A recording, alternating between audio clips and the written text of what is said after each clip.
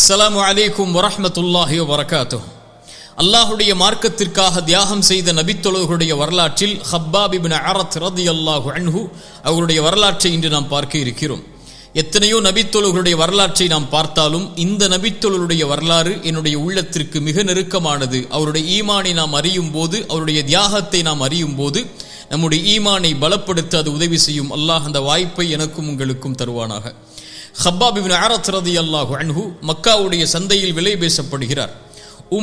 அன்மார் என்று அழைக்கக்கூடிய ஒரு பெண்மணி, ஹுஸாஇ கோத்திரத்தை சார்ந்த, உயர்குல கோத்திரத்தை சார்ந்த மக்காவில் இருக்கக்கூடிய அந்த பெண்மணி அந்த சந்தைக்கு வருகிறார்.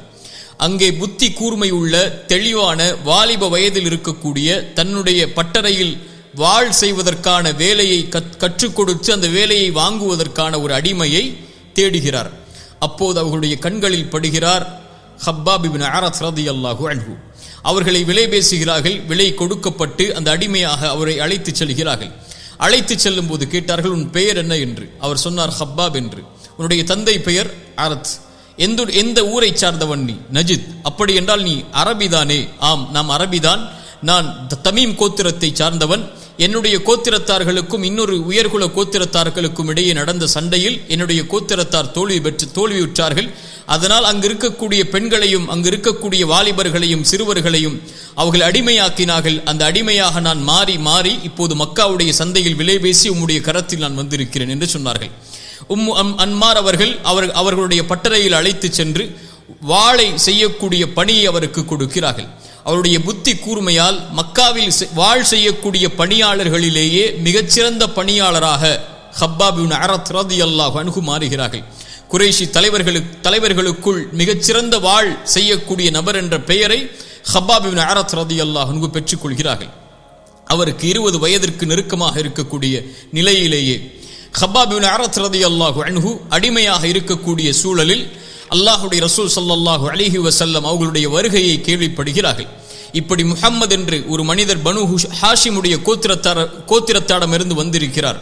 அவர் இறைவனை ஒருவன் என்று ஒருமைப்படுத்துகிறார், சிலைகளை பொய்ப்பிக்கிறார், அடிமைத்தனத்திலிருந்து சுவாச காற்றை சுவாசிப்பதற்காக மக்களை அழைக்கிறார் என்ற செய்தியை கேட்டவுடன் அவர்களுடைய உள்ளம் இயற்கையாகவே சத்தியத்துடைய தேடலில் இருந்த காரணத்தால் அந்த சத்தியத்தை ஏற்பதற்கு தயாராகி அல்லாஹுடைய தூதரை சந்தித்து அல்லாஹுடைய மார்க்கத்தை ஏற்றுக்கொள்கிறார்.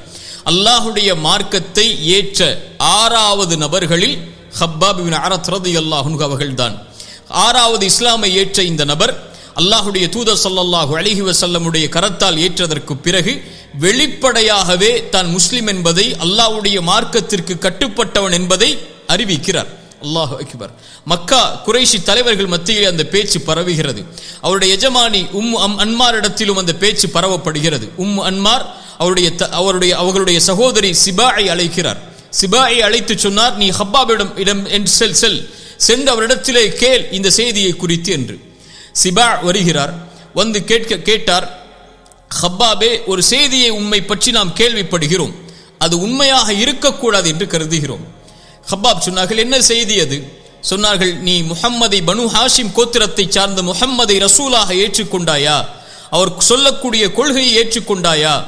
சொன்னார்கள், ஆம், நான் மதம் மாறவில்லை, நீ சொல்வதை போல் நான் ஏற்றுக்கொண்டேன். படைத்த இறைவன் ஒருவன் என்பதையும் நீங்கள் வணங்கக்கூடிய சிலைகளையும் தெய்வங்கள் பொய் என்பதையும் முஹம்மது அவர்கள் ரசூல் என்பதையும் நான் ஏற்றுக்கொண்டேன் என்று சொன்ன மாத்திரத்திலேயே சிபா கோபமடைந்து, அவர்களோடு வந்த குறைஷி வாலிபர்களும் கோபமடைந்து அந்த பட்டறையில் இருக்கக்கூடிய இரும்பை கொண்டு ஹப்பாபை தாக்குகிறார்கள். அல்லாஹுடைய தீனை விட்டு வெளியேறு என்று தாக்குகிறார்கள். லாத் உஸ்ஸாவை தான் நீ வணங்க வேண்டும் என்று தாக்குகிறார்கள். அவரை அந்த சுடு மண்ணில், பாலைவன மண்ணில் இழுத்து வந்து அங்கு இருக்கக்கூடிய எல்லோரும் ஹப்பாபை அடிக்கிறார்கள். அவருடைய இரத்தம் அவருடைய உடம்பில் இருந்து வெளியேறி அவர் மயக்கமாகக்கூடிய சூழல் வரை ஹப்பாப் அல்லாஹுடைய தீனுக்காக தாக்கப்படுகிறார், கொடுமைப்படுத்தப்படுகிறார். அந்த இரும்பு ஆடைகளை கொண்டு அவரை அணிவித்து அந்த பாலைவன சூட்டோடு சூட்டாக அவருடைய உடம்பை பொசுக்குகிறார்கள். ஹப்பாப் மூர்ச்சையாகிறார். உணவில்லாமல், தண்ணீர் இல்லாமல் அவரை தடுத்து வைக்கிறார்கள். லா இலாஹ இல்லல்லாஹ். இன்னும் ஹப்பாப் அல்லாஹுடைய தீனில் உறுதியாக இருப்பதை பார்த்தவுடன் நெருப்பு கங்குகளை கொண்டு, சுப்ஹானல்லாஹ், இந்த செய்தியை கொஞ்சம் நினைத்து பாருங்கள், நெருப்பு கங்குகளை கொண்டு அவருடைய முதுகில் சூடு காட்டி அவருடைய முதுகில் உள்ள தோள்கள் அனைத்தையும் உருக்குகிறார்கள், நெருப்பில் இரும்பை உருக்குவதைப் போல். பின்னால் காலத்திலே உமர் இப்னு கத்தாப் ரலியல்லாஹு அன்ஹு அவருடைய ஆட்சி காலத்திலே ஹப்பாபை உமர் சந்திக்கும் போது, அவர்கள் சந்தித்த சோதனையை பற்றி கேட்கும் போது எதுவும் பதில் கூறாமல் ஹப்பாப் தன்னுடைய ஆடையை திறந்து உமர் அவர்களுக்கு காண்பித்தார்கள். உமர் அதை பார்த்தவுடன் அழ ஆரம்பித்தார்கள். அவர்களுடைய முதுகில் தோள்களே இல்லை. அல்லாஹு அக்பர். நெருப்பு பொசுக்கப்பட்டு முதுகில் உள்ள தோள்கள் எல்லாம் அல்லாஹுடைய தீனுக்காக, அல்லாஹுடைய மார்க்கத்திற்காக அர்ப்பணித்திருந்தார்கள். ஹப்பாப் கொடுமைப்படுத்தப்படுகிறார். அவருடைய எல்லாம் தடுக்கப்படுகிறது. ஆசிப் இப்னு வாயில் என்று அழைக்கக்கூடிய ஒரு அரபியிடத்தில் செல்லுகிறார்கள். அவர்கள் ஹப்பாபிடம் இருந்து கடன் வாங்கி இருந்தார்கள். ஆசிப் இப்னு வாயிலை பார்த்து கேட்டார்கள், எனக்கு கொடுக்க வேண்டிய கடனை கொடு. அவர் சொன்னார், நீ முஹம்மதை பொய்ப்பித்து விடு, நான் உன்னுடைய கடனை கொடுக்கிறேன். ஹப்பாப் சொன்னார்கள் ரலியல்லாஹு அன்ஹு, அவருடைய ஈமானிய உறுதியை பாருங்கள். நீ மரணித்து மறுபடியும் உயிர் கொடுத்து எழுப்பப்பட்டாலும் நான் முஹம்மதை ஒருபோதும் பொய்ப்பிக்க மாட்டேன். அப்படியா? அப்படி என்றால் நான் மரணித்து எனக்கு உயிர் கொடுத்து எழுப்பப்பட்டு எனக்கு அப்போது செல்வம் உருவாகும், அப்போது குழந்தைகள் உருவாகும், அப்போது உன்னுடைய கடனை தீர்க்கிறேன், இப்போது சென்று விடு என்று சொல்லிவிடுகிறார்கள். அல்லாஹ் ரப்புல் ஆலமீன் சூரா மரியமுடைய 77வது வசனம் முதல் இறக்குகிறான். காஃபிர், அந்த இறை மறுப்பாளர்களை நபியே நீங்கள் பார்த்தீரா? இப்படி அவர்களுக்கு குழந்தை கொடுக்கப்பட்டால், இப்படி அவர்களுக்கு செல்வம் கொடுக்கப்பட்டால் இதை செய்வோம் என்கிறார்கள். இவர்களுக்கு என்ன மறைவான ஞானம் இருக்கிறதா என்று அல்லாஹ் ஹப்பாப் ரலியல்லாஹு அன்ஹு அவருடைய அந்த செய்தியை குறித்து வசனம் இறக்குகிறான். அல்லாஹு அக்பர். அல்லாஹ்வால் அங்கீகரிக்கப்பட்ட நபி தோழர், அல்லாஹுடைய ரசூல் ஸல்லல்லாஹு அலைஹி வஸல்லம் அவர்களால் விருப்பத்தோடு ஏற்றுக்கொள்ளப்பட்ட நபி தோழர் அபூபக்கர் சித்தீக் ரலியல்லாஹு அன்ஹு. அல்லாஹு அக்பர். அந்த செல்வந்தவருடைய தியாகத்தை பாருங்கள். பிலாலை விடுதலை செய்தார்கள். அது போலவே அடிமைத்தனத்தில் இருந்து ஹப்பாப் அவர்களை அவர்களுடைய எஜமானிடத்திலே விலை பேசி ஹப்பாபை விடுதலை செய்தார்கள் அபூபக்கர் சித்தீக் ரலியல்லாஹு அன்ஹு அவர்கள். அல்லாஹுடைய தூதர் ஸல்லல்லாஹு அலைஹி வஸல்லம் அவர்களை சந்திக்கிறார்கள். ஹப்பாப் சந்தித்து கேட்டார்கள், யா ரசூலல்லாஹ், எங்களுடைய சிரமங்களை நீங்கள் பார்க்கவில்லையா? எங்களுடைய உடம்பை பாருங்கள், எங்களுடைய இரத்தங்களை பாருங்கள், நாங்கள் படக்கூடிய கஷ்டங்களை, இன்னல்களை பாருங்கள். அல்லாஹுடைய ரசூலே, எங்களுக்காக அல்லாஹ்விடத்திலே உதவி கேட்டு நீங்கள் பிரார்த்தனை செய்ய மாட்டீர்களா என்ற அந்த ஏக்கத்தோடு அந்த முஸ்லிம் ஏழைகளுடைய கண்ணீரோடு ஹப்பாப் அவர்கள் அல்லாஹுடைய ரசூலை சந்திக்கிறார்கள். அல்லாஹுடைய ரசூல் ஸல்லல்லாஹு அலைஹி வஸல்லம் கஅபாவிற்கு அருகிலே இருந்தவர்கள் ஹப்பாபை பார்த்து சொன்னார்கள், ஹப்பாப், இதையா சோதனை என்கிறாய்? இதற்கு முன்னால் உள்ள சமூகம் எப்படியெல்லாம் சோதிக்கப்பட்டிருக்கிறது தெரியுமா? ஒரு மனிதரை அழைத்து வருவார்கள், படைத்த இறைவனை ஒருவன் என்பதை கூறுவதை விட்டு விலகிவிடு என்று அவரை எச்சரிப்பார்கள். அவர் மறுப்பார். ரம்பத்தை எடுத்து வந்து தலையில் வைத்து 2 துண்டாக பிளந்து விடுவார்கள். ஹப்பாப் இன்னொரு மனிதரை அழைத்து வருவார்கள், இரும்பு சீப்புகளை கொண்டு அவருடைய முதுவை சொறிவார்கள். லா இலாஹ இல்லல்லாஹ்வை விட்டுவிடு என்று அவர் முடியாது என்பார். வமா யசுத்துஹு தாலிக அன் தீனி. மிக முக்கியமாக தங்கத்தால் எழுதப்பட வேண்டிய வார்த்தைகள் அது. அவர்களுடைய வேதனை எதுவும் அவர்களை அல்லாஹுடைய தீனிலிருந்து திருப்பி விடாது. எந்த சோதனை கொடுக்கப்பட்டாலும் அல்லாஹுடைய தீனில் உறுதியோடு இருந்து அவர்கள் பொறுமை காப்பார்கள். நாம் ஏதாவது ஒரு சோதனை வந்தாலே அல்லாஹ்வை மறந்து விடுகிறோம், அல்லாஹுடைய தீனை மறந்து விடுகிறோம், அல்லாஹுடைய தீனை விட்டு தூரமாகி விடுகிறோம். ஹப்பாபிற்கு பாடம் புகட்டினார்கள் அல்லாஹுடைய ரசூல். இந்த தியாகங்கள் எதுவும் அவர்களுடைய மார்க்கத்தில் இருந்து திருப்பாது. ஹப்பாப், நற்செய்தி பெற்றுக்கொள். இந்த தியாகத்துடைய பலன் முடிவு என்ன தெரியுமா? வல்லாஹி லயுத்திம்மன்னல்லாஹு ஹாதல் அம்ர். அல்லாஹ் அவனுடைய மார்க்கத்தை நிலைப்படுத்தியே தீருவான். ஹப்பாப், வலாகின்னக்கும் தஸ்தஅஜிலூன். ஆனால் நீங்கள் அவசரப்படுகிறீர்கள் ஹப்பாப். அல்லாஹ் அக்பர். அல்லாஹ்வுடைய சோதனையில் அவசரப்படுகிறீர்கள். அல்லாஹ் நாடுகின்ற நாள் வரை இந்த சமூகம் இதை அனுபவித்துதான் ஆக வேண்டும். அதற்கு பிறகு அல்லாஹ் கொடுக்கின்ற வெற்றிக்கான அடித்தளங்கள் தான் ஹப்பாப். நீங்கள் அவசரப்படுகிறீர்கள் என்று அல்லாஹ்வுடைய ரசூல் ஸல்லல்லாஹு அலைஹி வஸல்லம் ஹப்பாப் ரலியல்லாஹு அன்ஹு அவர்களை பார்த்து சொன்னார்கள். ஹப்பாப் ரலியல்லாஹு அன்ஹு மிகச் சிறந்த சிந்தனையாளர். குர்ஆனை கற்றுக் கொடுக்கும் அளவிற்கு அல்லாஹ்வுடைய ரசூலோடு நெருக்கமாக இருந்து குர்ஆனை கற்று பிறருக்கு கற்றுக் கொடுப்பவர். நமக்கு தெரியும், உமர் இப்னு கத்தாப் ரலியல்லாஹு அன்ஹு அல்லாஹ்வுடைய தூதரை கொலை செய்வதற்காக புறப்பட்ட நபித்தோழர். செல்லும் வழியில் உம்முடைய சகோதரி இஸ்லாமை ஏற்றார்கள், அவர்களை சென்று கண்டு என்று ஒரு நபித்தோழர் சொல்கிறார்கள். ஓடி அவர்கள் ஃபாத்திமா அவர்களுடைய சகோதரியுடைய வீட்டுக்கு வருகிறார்கள். சயீத் இப்னு ஸைத் அவர்களுடைய கணவரும் ஃபாத்திமா அவர்களும் குர்ஆனை ஓதக்கூடிய சப்தம் கேட்கிறது. உமர் அவர்கள் கோபத்தில் சென்று அவர்களுடைய சகோதரியை அடிக்கிறார்கள், தாக்குகிறார்கள். ரத்தம் அடிவதை பார்த்தவர்களுடைய உள்ளம் இறங்குகிறது. அப்போது அவர்கள் கொண்டிருந்த அவர்கள் ஓதிய குர்ஆனை கேட்கிறார்கள். அப்போது அவர்களுக்கு குர்ஆனை கற்றுக் கொடுத்து கொண்டிருந்தது ஹப்பாப் இப்னு அரத் ரலியல்லாஹு அன்ஹு. ஹப்பாப் அவர்கள் உமரை பார்த்தவுடன் சொன்னார்கள், உமரே, உம்மை குறித்துதான் அல்லாஹ்வுடைய தூதர் பிரார்த்தனை செய்ததை பார்த்தேன். யா அல்லாஹ், இந்த இருவரில் ஒருவரை கொண்டு இந்த அல்லாஹ்வுடைய தீனை உறுதிப்படுத்தி கண்ணியப்படுத்தி என்றார்கள்.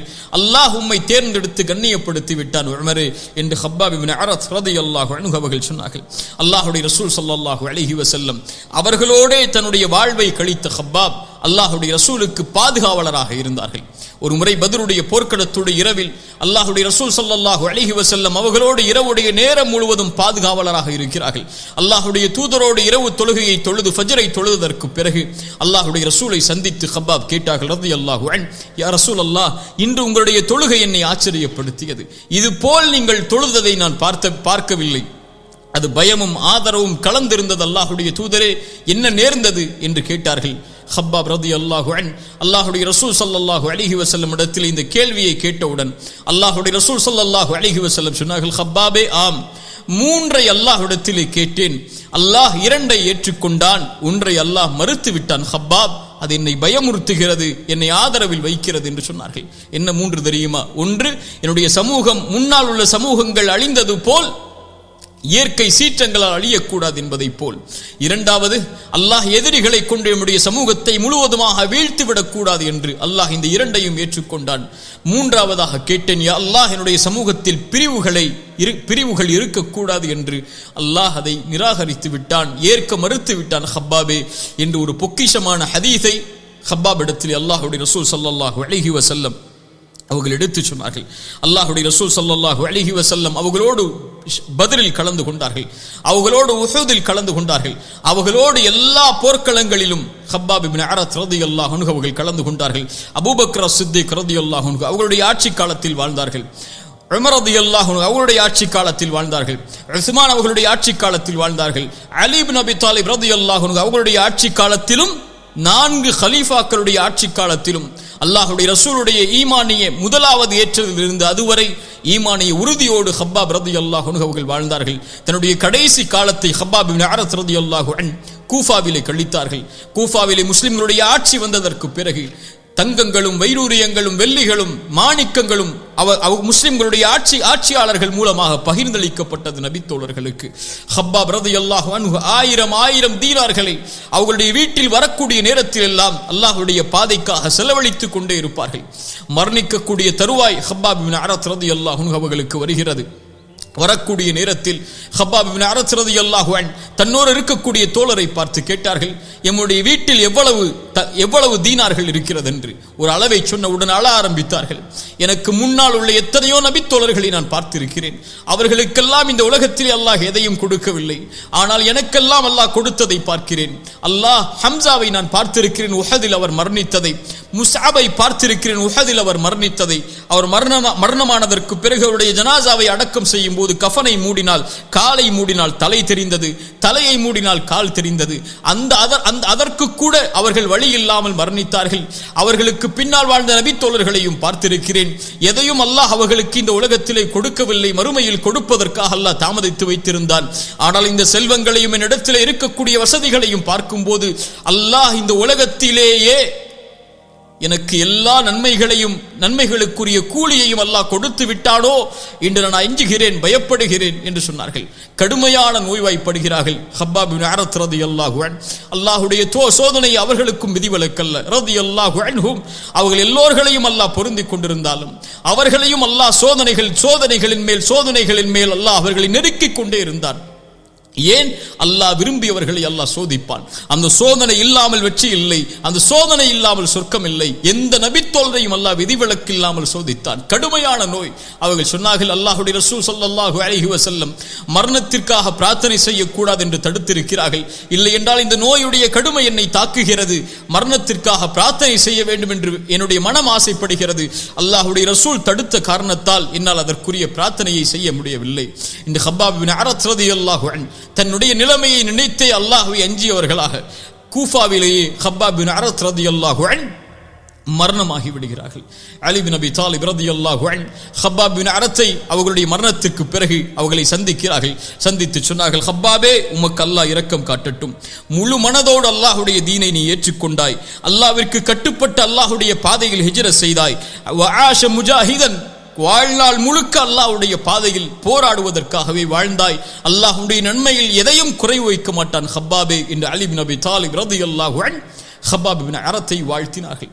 கண்ணியத்துக்குரியவர்களே, இவர்களுடைய சோதனைகளுக்கு முன்னால் எல்லாம், இவர்களுடைய வாழ்நாளுக்கு முன்னால் எல்லாம், இவர்கள் வாழ்நாளில் செய்த அர்ப்பணிப்புகளுக்கும் தியாகங்களுக்கும் அங்கீகாரத்திற்கும் முன்னால் எல்லாம் நானும் நீங்களும் எம்மாத்திரம்? என்ன தியாகங்களை அல்லாஹுடைய மார்க்கத்திற்காக முன் வைத்திருக்கிறோம், என்ன தியாகத்தோடு அல்லாஹுடைய தீனுக்காக நாம் வாழ்ந்து கொண்டிருக்கிறோம். ஒரு சிறு சோதனை வந்தாலே சறுக்கி விடுகிறோம் அல்லாஹுடைய பாதையை விட்டு. ஒரு சிறு வேதனை வந்தாலே ஹராமை நோக்கி சென்று விடுகிறோம். என்ன ஆனாலும், உயிரெடுக்கப்பட்டாலும், உறவுகள் பிரிக்கப்பட்டாலும், தன் நிலையை மறக்கும் அளவிற்கு அவர்கள் வேதனைக்கு உட்படுத்தப்பட்டாலும், தன்னுடைய செல்வம் எடுக்கப்பட்டாலும், ஊர் எடுக்கப்பட்டாலும், குடும்பம் பிரிக்கப்பட்டாலும், தன்னுடைய உடம்புகள் சிதைக்கப்பட்டாலும், தன் உயிரை எடுக்கப்படக்கூடிய சூழ்நிலை வந்தாலும், அல்லாஹுடைய மார்க்கத்தில் அவர்களுக்கு இருந்த உறுதியில் ஒரு கடுகையாவது, ஒரு சின்ன அணுவையாவது நானும் நீங்களும் சுமக்கிறோமா என்பதை கொஞ்சம் யோசித்து பாருங்கள். அல்லாஹ் நம்முடைய மார்க்கத்திலே அல்லாஹ் எம்மை உறுதிப்படுத்துவானாக. பிலால், அம்மார், ஹப்பாப், இது போன்ற ஏழை சஹாபாக்கள், அடிமையாக வாழ்ந்த சஹாபாக்கள், இவர்களுடைய சுவாச காற்று இஸ்லாம். அவர்களை அடிமைத்தனத்திலிருந்து வெளியேற்றி அல்லாஹுடைய ரசூலோடு சஹாபாக்களோடு நேராக அமர்த்தியது அல்லாஹுடைய மார்க்கம் இஸ்லாம். அதை அவர்கள் ஏற்றுக்கொண்டதற்காக வாழ்ந்து மரணித்த வரலாறுகள் எல்லாம் நம்முடைய முன்னோர்களாகிய இவர்களின் வரலாறுகள். இதிலிருந்து பாடம் பெறக்கூடிய, படிப்பணி பெறக்கூடிய மக்களாக அல்லாஹ் ரப்புல் ஆலமீன் என்னையும் உங்களையும் ஆக்குவானாக. أقول قولي هذا أستغفر الله لي ولكم. السلام عليكم ورحمة الله وبركاته.